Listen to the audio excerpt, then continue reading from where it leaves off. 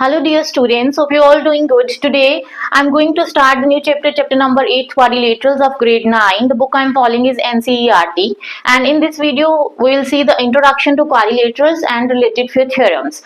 So let's start with the introduction. Till now we have seen what a triangle is and what its properties, what are congruent triangles. So if this is my triangle, so definition, there are 2 or 3 definitions one can say. So this is basically a basic polygon. Polygon, as I have told you, is a simple closed curve. Simple closed curve. So a triangle is a basic polygon.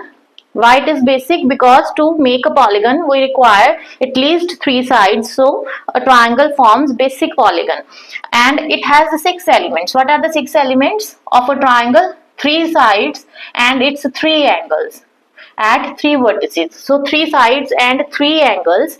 See, if this is my triangle, 3 sides it has A, B, B, C, C, A, and 3 angles, angle A, angle B, angle C. These are 6 elements of a triangle. All these things we have studied in the last chapter, triangles. Now, one more definition of triangle is what if we are having 4 points, out of which 3 points are collinear. So what are collinear points? Collinear. This is the word. These are collinear points. So collinear points are the points which forms a line, which are lying straight. So by joining these points, we will always get a line. Such points are called collinear points. So if I am having 4 points and out of which 3 are collinear, the 4th one is at any of the sides. Say it's here. This is my point A, B, C, D. Out of 4 points, my 3 points are collinear, and on joining these points in order, I'll get a triangle. So here 3 points are collinear, 1 is non-collinear. Joining of such points in order will give us a triangle. This is the second definition we can say. Now let's see what are the quadrilaterals. So when we have 4 points and out of 4 points no 3 points are collinear, then we will get a quadrilateral if we join all these points in order. If I am having 4 points, 1, 2, 3 and 4. These are 4 points and it's saying no 3 points are collinear. So here 2 points can be collinear, but if I see at 3 points, any of the 3 points, these 3 points should not be collinear. Then on joining such points in order means this to this, then go to next, then move to next point, and then move to the first point from where we have started. So when we join these points in order, we will get a quadrilateral. So these were my 4 points, and joining of these points is giving me this ABCD, a quadrilateral. So this is a basic quadrilateral. There are few more shapes. This is also a quadrilateral. This figure is also a quadrilateral. So there are so many quadrilaterals with 4 points, out of which any 3 should not be collinear. We will get a quadrilateral. One more example or one more figure. If I have 3 points like this, here no 3 points are collinear. We can easily see that no 3 points are collinear here, and by joining these points in order, see, if I am joining like this, I am getting this figure. This is basically a quadrilateral, but this is not in our syllabus. We have to discuss such quadrilaterals in 9th standard. So let's see what types of quadrilateral in our syllabus we have. So these are basic types of quadrilaterals. Till now we have studied the definition, and we know that a quadrilateral has 4 sides and 4 angles. So a quadrilateral has 4 sides, 4 angles at 4 vertices. So type 1 quadrilateral is in which one pair of opposite sides is parallel and the second pair of opposite side is non-parallel. So here ABCD is a quadrilateral. Here AB is parallel to DC, but AD is not parallel to BC. Such figure, such quadrilateral is known as trapezium. Trapezium. What is the definition? That one pair of opposite sides of this quadrilateral is parallel to each other and the second pair of opposite sides is non-parallel to each other. This is the basic figure for a trapezium.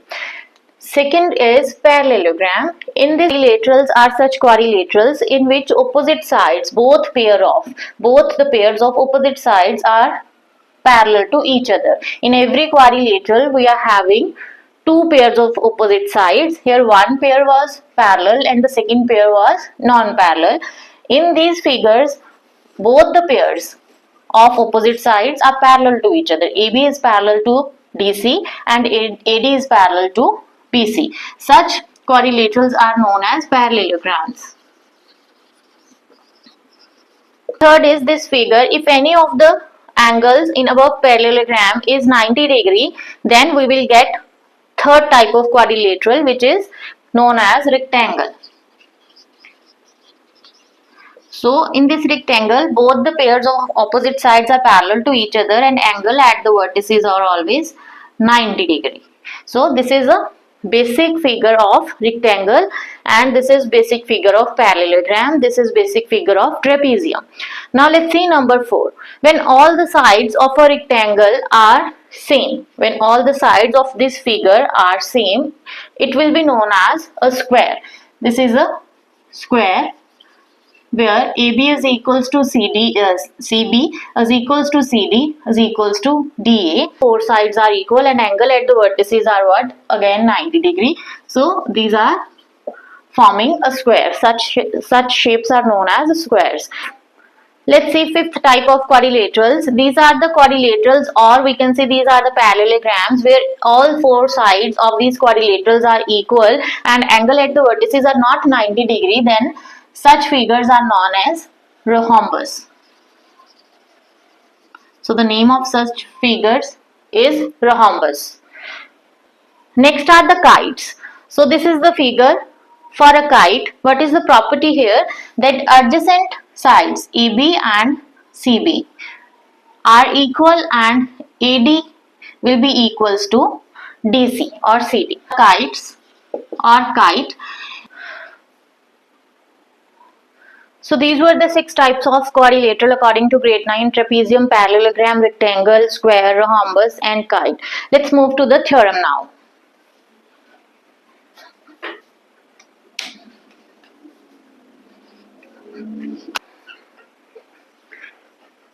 Let's see the angle sum property of a quadrilateral, as we have done angle sum property of a triangle, where angle sum of all the angles of a triangle is what? 180°. And here we have to show that sum of all the angles in a quadrilateral. Let's see the angles. There are 4 angles in any quadrilateral. If this is my quadrilateral ABCD, then sum of all the angles, angle A, angle B, angle C and angle D. Sum of all these 4 angles is always 360°. Let's see the proof.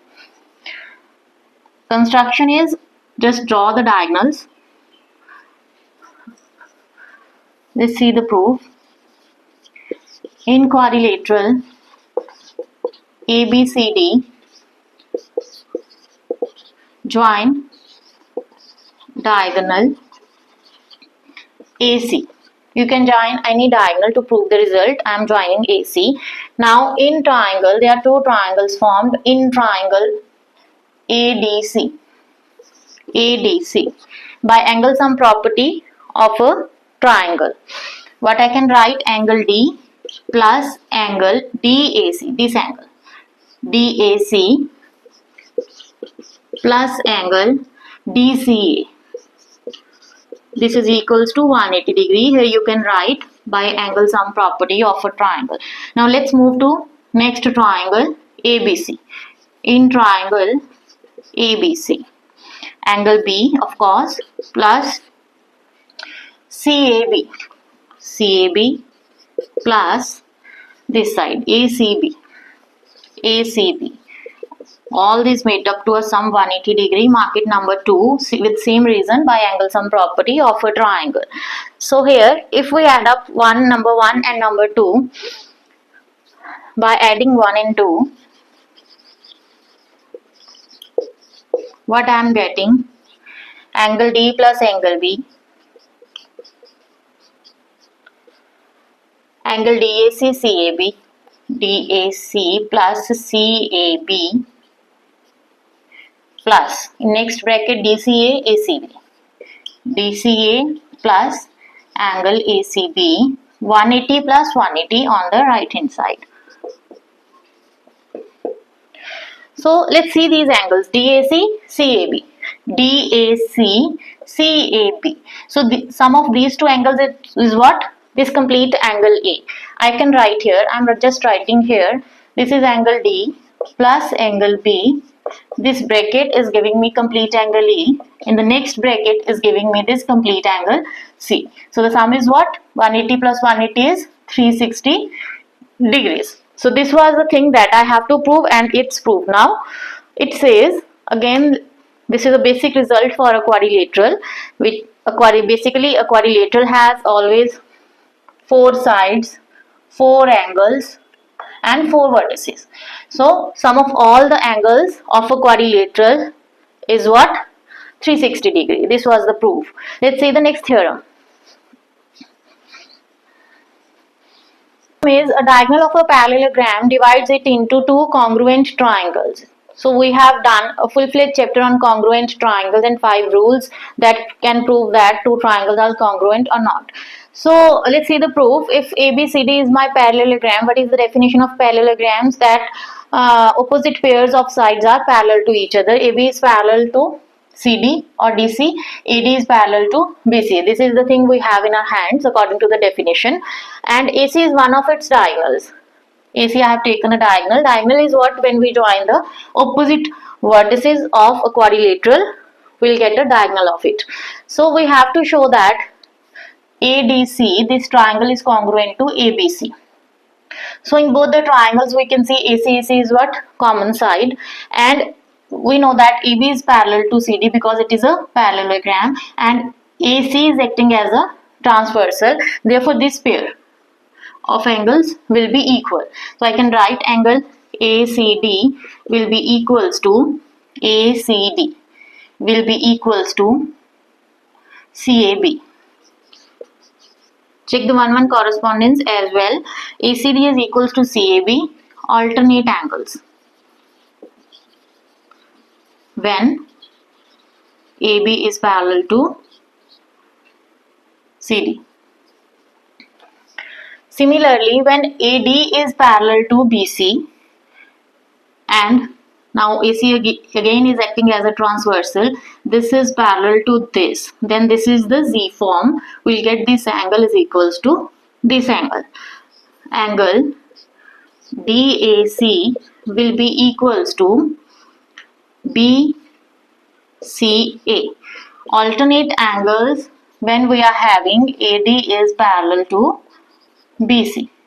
So angle side angle is equals to angle side angle in both the triangles. This is a side, this is an angle, this is an angle, and side is what included. Therefore by angle side angle criteria we have proved, here you can write of congruence, we have shown that triangle ADC is congruent to triangle ABC. So this was the thing that they were asking and who we have proved. So till now we have seen what a quadrilateral is, what are the types of quadrilateral, and angle sum property of a quadrilateral, which is giving a sum of 360 degrees, and the last theorem was that a diagonal of a parallelogram divides it into two congruent triangles. So if you are liking my skills, you can hit a like and subscribe to my channel for more videos. Thank you for watching.